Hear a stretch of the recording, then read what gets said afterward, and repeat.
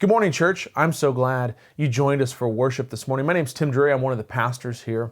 As we join this morning, I just want to remind you of some of the ways that we worship. One of the ways we worship is through giving back to God what He has, a portion of what He has given to us. And you can do that by going onto our website and doing that through online giving, or there's a couple other ways you can do that. Drop it off by the church office or mail it in to the church. And so there's several ways that you can practice giving and being able to do that. We also will be worshiping God through the reading of His Word and through prayer, as well as through singing songs. And this morning, as we do those things, let's do it with the most energy and with our attention focused on the greatness of who God is.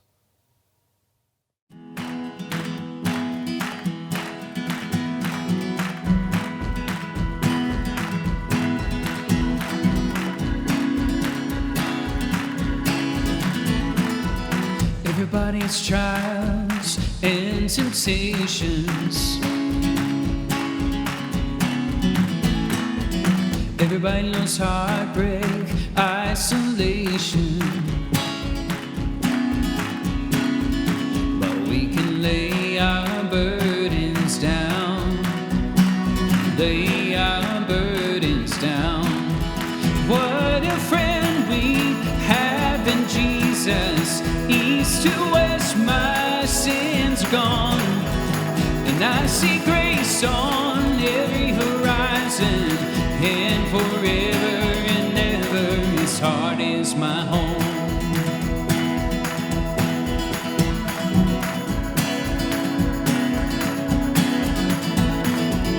Everybody has fears, everybody's got worries.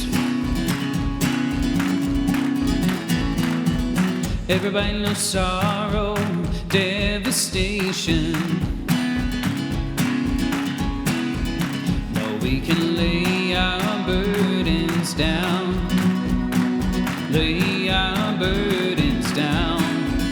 What a friend we have in Jesus. East to west, my sins are gone, and I see grace on every horizon. Forever and ever, His heart is my home. No more betrayal, for He is faithful. He fills me up and my cup runneth over. No more betrayal, for He is faithful. How He is proving it over and over. No more betrayal, for He is faithful. He fills me up and my cup.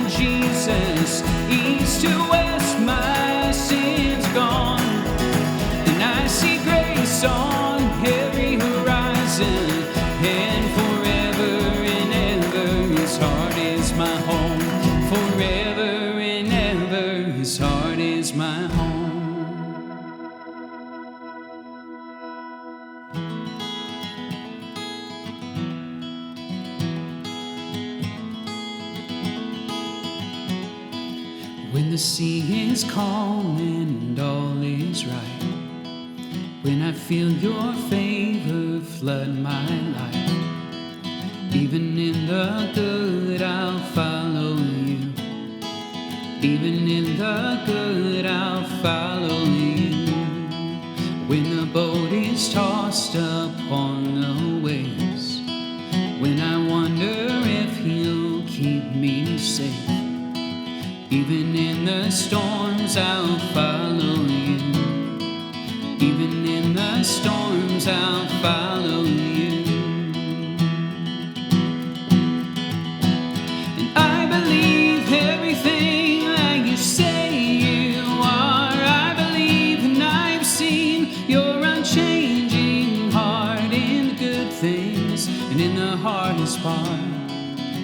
believe and I will follow you.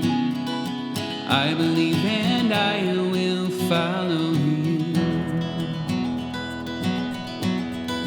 When I see the wicked prospering, when I feel I have no voice to sing, even in the ones I'll follow you. Even in the ones I'll follow you.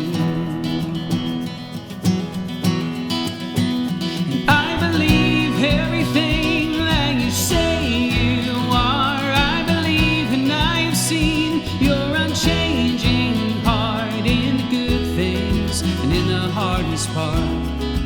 I believe and I will follow you. I believe and I will follow you.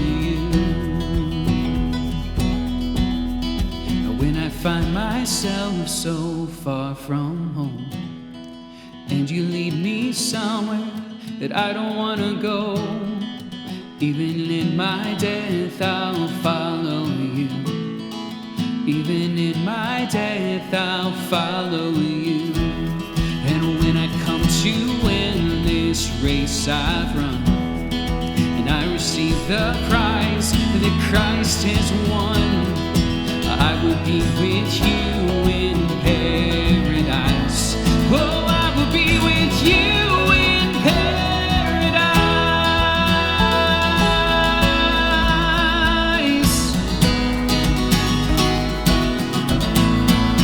And I believe everything that you say you are. I believe and I've seen your unchanging heart in the good things and in the hardest part.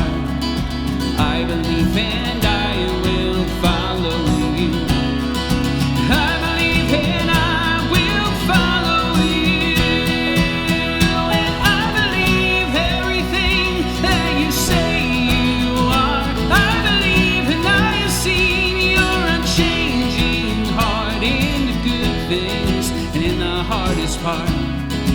I believe and I will follow you. I believe and I will follow you. I believe and I will follow you.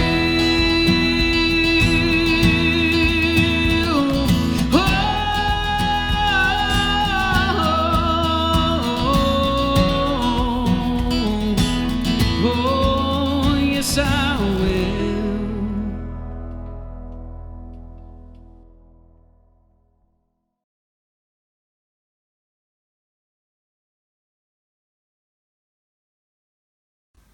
By faith Abraham obeyed when he was called to go out to the place which he would afterward receive as an inheritance. And he went out, not knowing where he was going. By faith he sojourned in the land of promise, as in a foreign country, dwelling in the tents with Isaac and Jacob, the heirs with him of the same promise. For he waited for the city which has foundations, whose builder and maker is God. Good morning, everyone. I want to share with you today some things that I hope will be helpful, especially during this time of living our lives in a very abnormal way, even though it's beginning to feel like the new normal. No, not for me. It'll never be normal, but we do have to adjust and we have to deal with it. The Bible has the amazing ability to both trouble the comfortable and to comfort the troubled. And since I sort of suspect that there are a good many more folks who are troubled than comfortable in today's world, it is to the troubled soul that I want to speak today. There's a psalm in the Old Testament book of Psalms that is especially helpful at this point. I'm talking about the 17th Psalm. We've actually been dealing with that for a few weeks, and we're coming back to it again today. The 17th Psalm is not necessarily one of the better known Psalms, but it most definitely is one that can encourage the discouraged and comfort those that are troubled. And if the present situation with the COVID-19 crisis is causing stress in your life, The 17th Psalm is actually a psalm for the distressed. And so I think we do ourselves a favor to check it out. This will actually be our fourth Sunday to take a look at this remarkable psalm. But for those of you who might just be joining us for the very first time, I'll take a couple of moments to try to bring you up to speed, at least regarding the background of this particular psalm. It is identified in the heading as a psalm of David, or actually as a prayer of David. We don't know exactly when it was that he prayed this prayer, but given the very difficult and desperate situation reflected in his prayer, it is reasonable to assume that this prayer was during one of what scholars have described as the outlaw periods of his life. I probably need to explain that, since most of you don't just automatically think of David as being an outlaw, and technically he was not, but in another sense he had to live as if he were. There are two particular periods that come to mind as the likely possibilities. The first was while he was a young man on the run from King Saul, who saw him as a threat and wanted him dead. The second was much later in life, when he was the king, but a king in exile, because Absalom, who actually was his own son, had forced him to abdicate the throne and flee for his very life. In reality, David's life was kind of bookended by these times of terrific struggle and stress.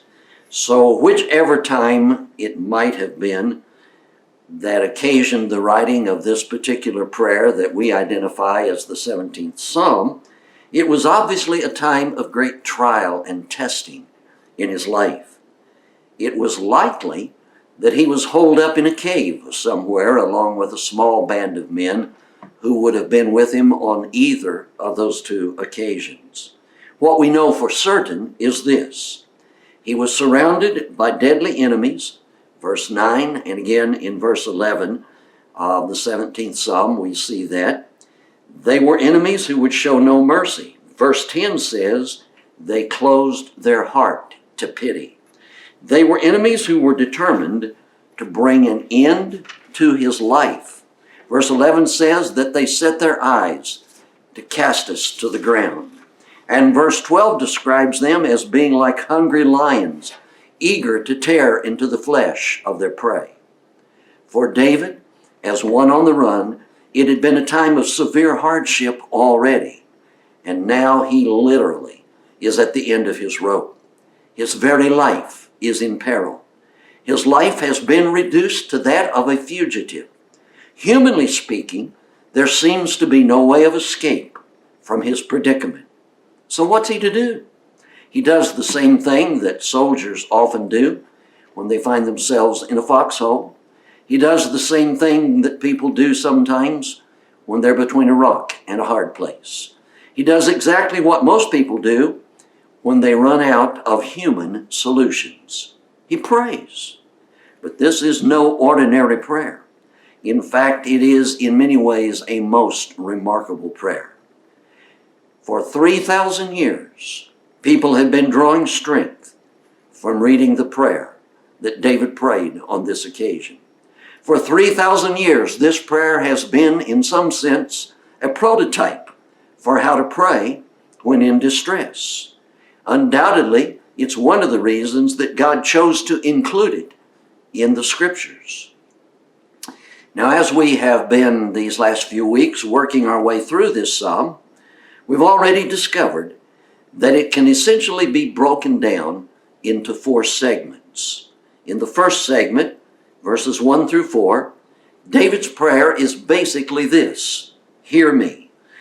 In the second segment, verses 5 through 7, his prayer is essentially this: hold me.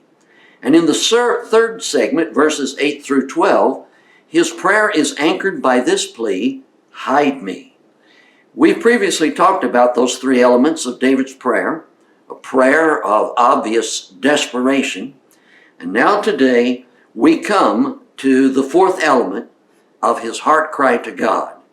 And so I'm calling it, Help Me. Let's read verses 13 through 15, which are the final verses of the chapter or of the psalm, if you want to think of it in that way. Here's what David prays at the end of his prayer. Arise, O Lord, comfort him, subdue him.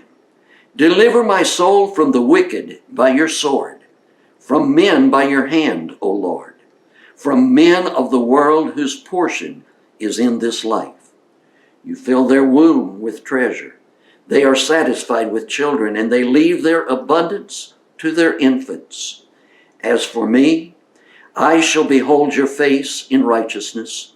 When I awake, I shall be satisfied with your kindness.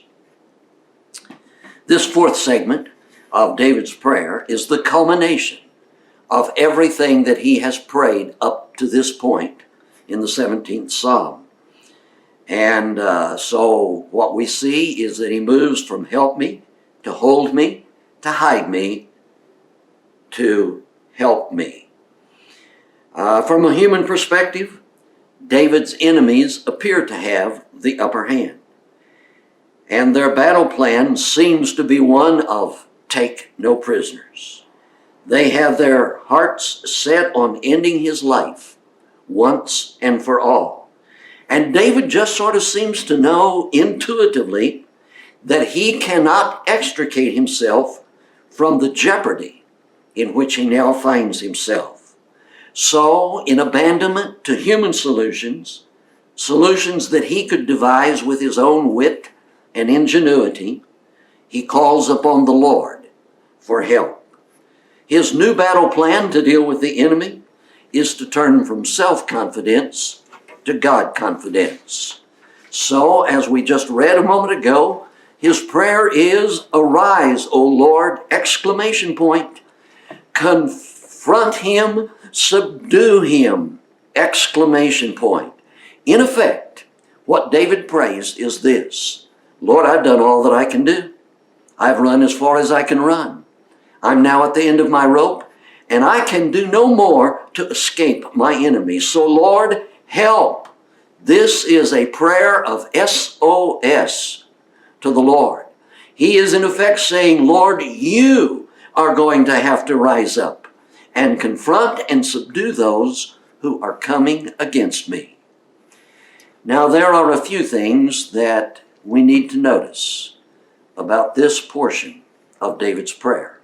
Number one, we notice David's great faith. Even he describes his situation as being apparently hopeless, and yet he's still able to express great confidence in God's power to save him. When you stop to think about it, it's really quite amazing. What David sees from a human perspective is quite frightening. As a fugitive, he has run until he can no longer find any place else to run. He is surrounded by deadly enemies, verse 9. By the way, they are also described as wicked enemies in verse 9. And in verse 10, they are said to have no pity in their hearts. And they are further described in verse 10 as speaking with arrogance. They apparently are so full of confidence that they're bragging about victory even before they have actually won. Yet in spite of all that, what would leave most of us in despair, David expresses complete confidence in the Lord's power to deliver him in this situation. You see his confidence in God's power being expressed beginning in verse 13, where he says that the Lord wields a sword and that no wickedness can stand against it. And then, in fact, on second thought, he adds that the Lord doesn't even need a sword because, verse 14, he can deliver David with his hand. David is an amazing example of a man who finds himself in great jeopardy, but instead of in panic, he calmly expresses his confidence in the Lord. Now, in addition to his great faith in God's mighty power, we also notice, number 2, how David describes his enemies as having a myopic worldview. You know what I mean by myopic, right? Myopia is that condition of the eye that makes one nearsighted. So a myopic worldview is one in which a person cannot see life from the perspective of eternity. And that's a perfect description of David's enemies. Think of it like this. His enemies have an earth-bound worldview.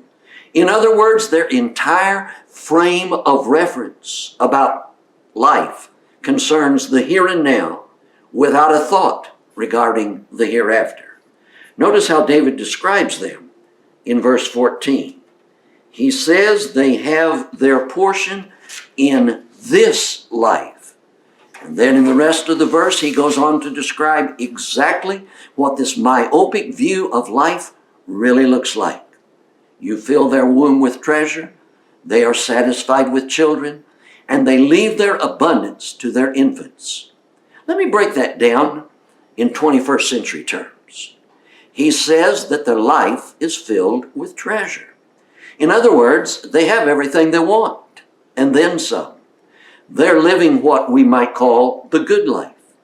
And in reality, their ability to have such a good life is because of God's goodness. At the very beginning of verse 14, David clearly states that it was you, Lord, who provided all of this treasure. But here's the irony of the whole thing.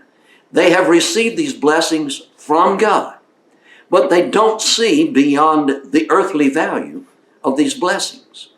Additionally, David says in verse 14 that they are satisfied with children and they leave their abundance to infants. In other words, they are planning already how to divide the family fortune among their heirs, because that's as far into the future as they can see. They have no thought further ahead than that. And their hopes and their expectations are all tied up in this life. They have an extremely temporal value system. They have no thought about eternity. And in that myopic worldview lies the seed of their wickedness. They are infatuated with this world. And therefore, they're actually the enemies of God. Does not the Bible tell us that friendship with the world is enmity with God? By the way, when you contrast their worldview with David's worldview, you see a difference that's like the difference between night and day. Notice what David says in verse 15. As for me, I shall behold your face. He's talking to the Lord. This is a prayer, remember. As for me, I shall behold your face in righteousness. When I awake, I shall be satisfied with your likeness. In essence, what David is saying is this: my hope is beyond this life. My hope is beyond this world. What I'm looking for won't come in this life. What I'm looking for is something eternal. And then, in that final verse, when he talks about satisfaction, he is saying, I shall be satisfied, but it won't be in this life.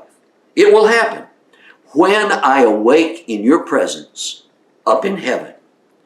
There's an old gospel hymn that perfectly expresses what David is saying here. You know it. It goes like this: this world is not my home. I'm just a passing through. My treasures are laid up somewhere beyond the blue. And that's exactly where they better be laid up if you want them to last.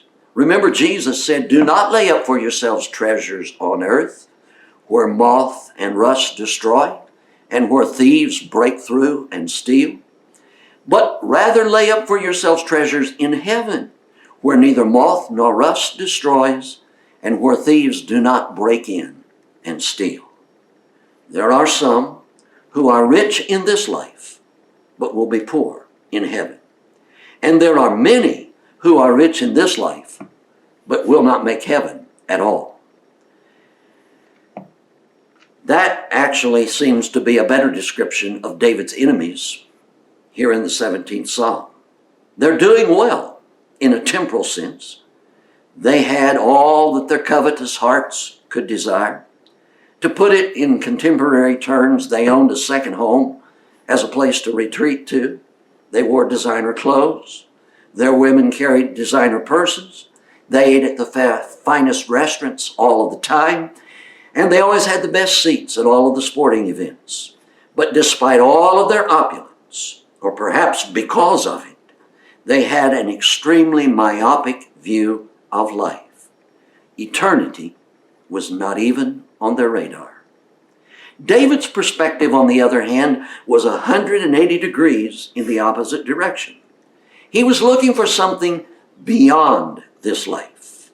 Simply put, he was looking for something eternal. And in reality, the reason that he could do so well in the midst of his present crisis was because he understood that the greatest satisfaction would never be anything that he would experience here on earth, but rather the satisfaction of one day being in the presence of the Lord. I quite obviously do not know what your perspective is at this moment in time. I don't even know what your situation is at this moment in time. But I do know what your perspective ought to be. It needs to be that of David and not of his enemies. It needs to be one that will get you through the trials of life. It needs to be one that will enable you to face the struggles and the stresses of life without actually becoming distressed yourself. And so David exemplifies for us the necessary worldview that we need to have, and it's all expressed here in the 17th Psalm. But there's also another Bible character who first modeled for us this heavenward view in life. His name was Abraham. There's a particular part of his life that I want to remind you of this morning. Abraham lived in a place identified as Ur of the Chaldees. It was part of what at one point in time was part of the Chaldean Empire. And God spoke to Abraham one day and told him that he wanted him to move. The interesting thing about the move was that God told him to get up and go, but did not tell him where he was going. Now, when you stop and think about that, it's a big enough deal to have to move. But if you leave the old place, if you leave your home without actually knowing what your ultimate destination is, that's a pretty scary situation. And all that Abraham knew was that God would tell him to stop when he got to the place where he was supposed to be. And when we look at that, we are amazed at his faith. The Bible in the 11th chapter of Hebrews gives to us a long list of people, both men and women, who accomplished amazing things because of their faith. In fact, the entire 11th chapter of Hebrews has often been referred to as God's Hall of Fame of faith. And Abraham is one of the people that is mentioned in that list of heroes of faith.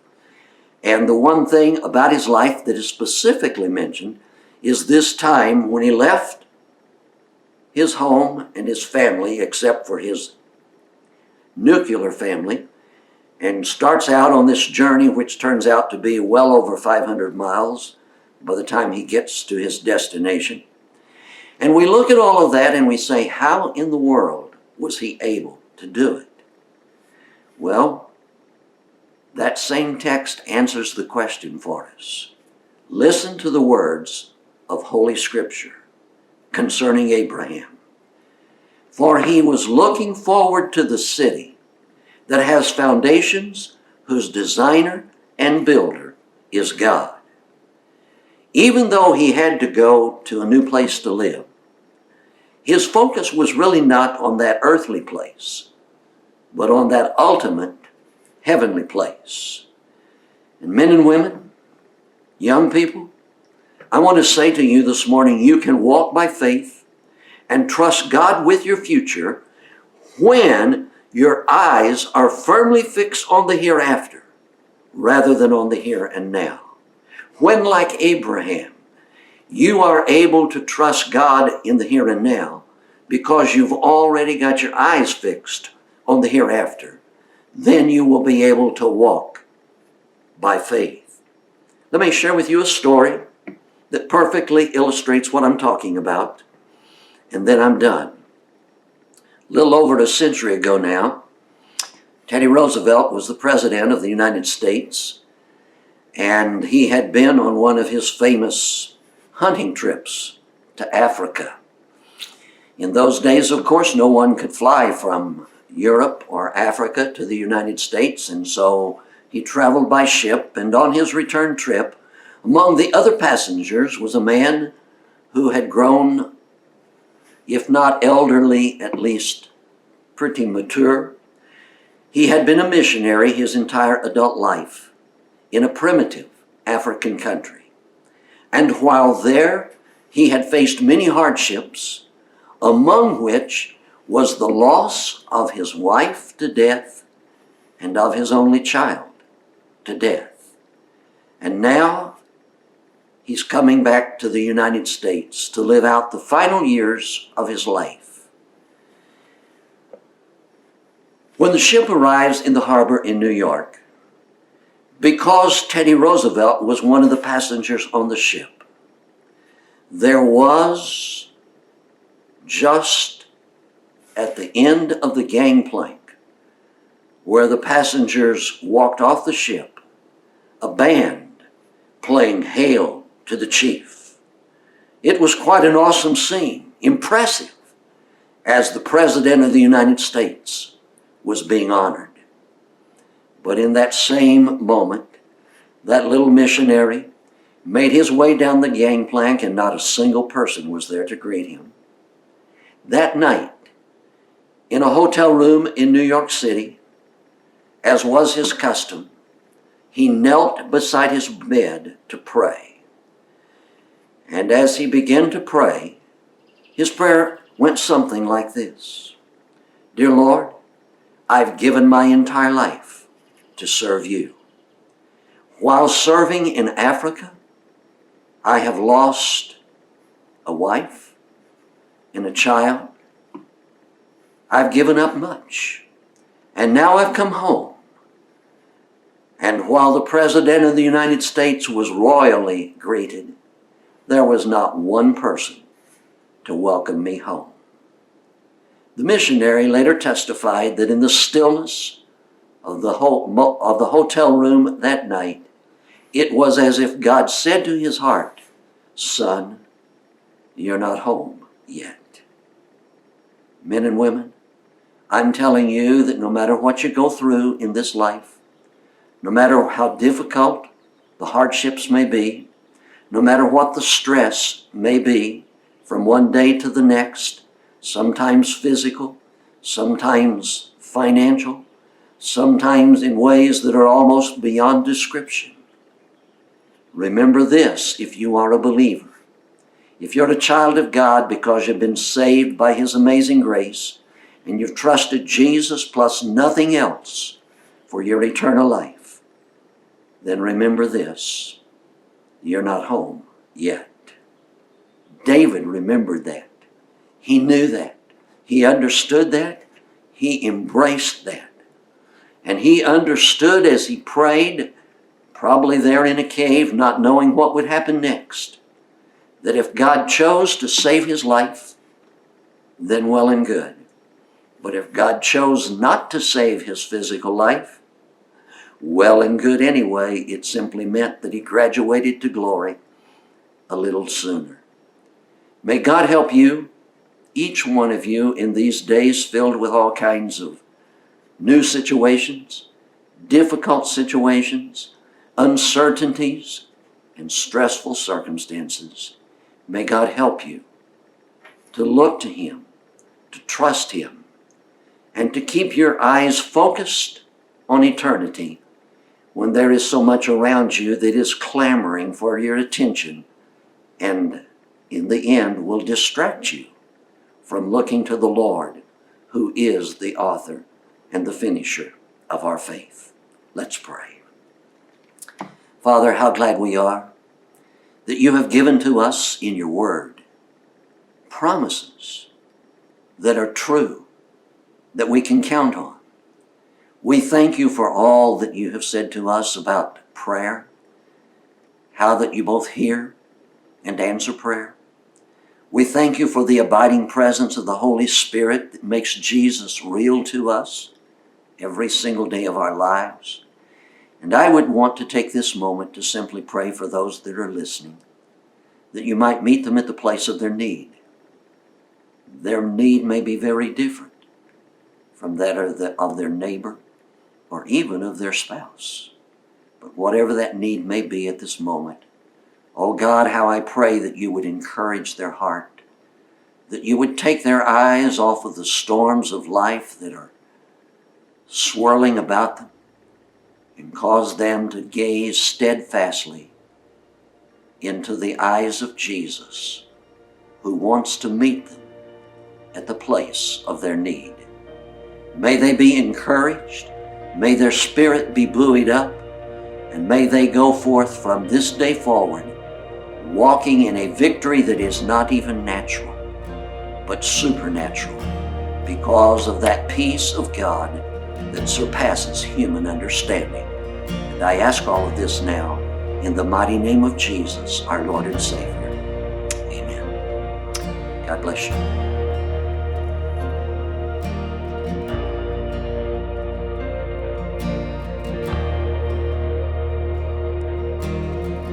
There is no other so sure and steady. My hope is held in your hand. When castles crumble and breath is fleeting, upon this rock I will stand.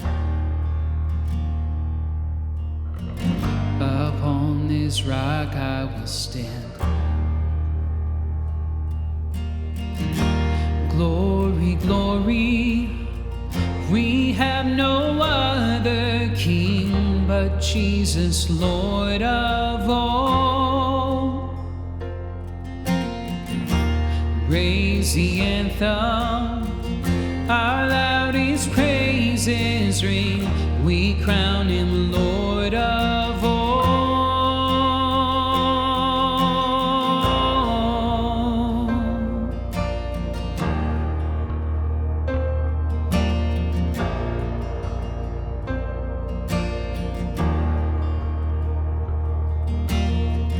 Your kindly rule has shattered and broken the curses since tyranny. My life is hidden neath heaven's shadow. Your crimson flood covers me. Your crimson flood covers me. Glory, glory, we have no other King but Jesus, Lord of all. Raise the anthem, our loudest praises ring. We crown him Lord of all.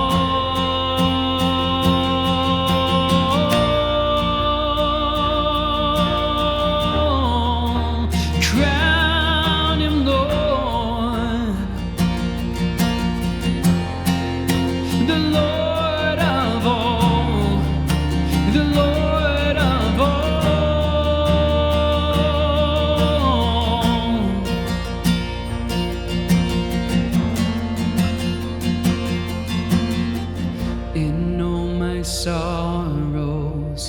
Jesus is better, make my heart believe. In every victory, Jesus is better, make my heart believe.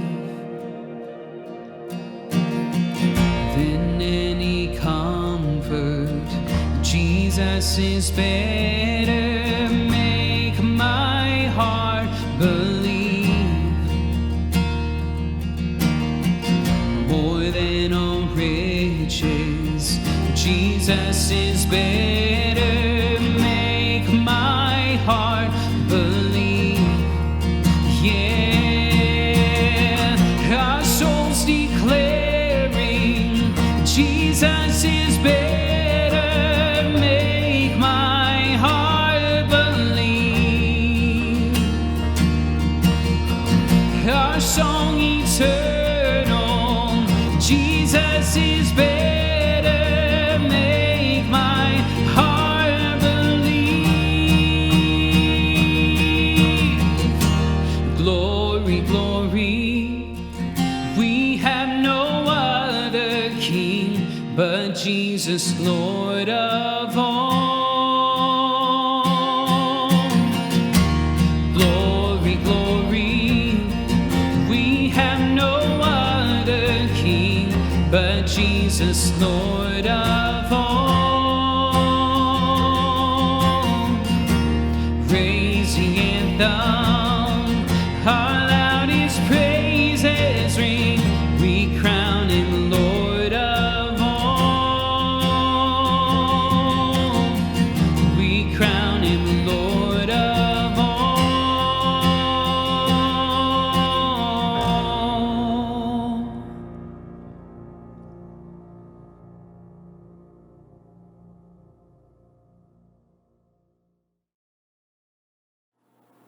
Hello.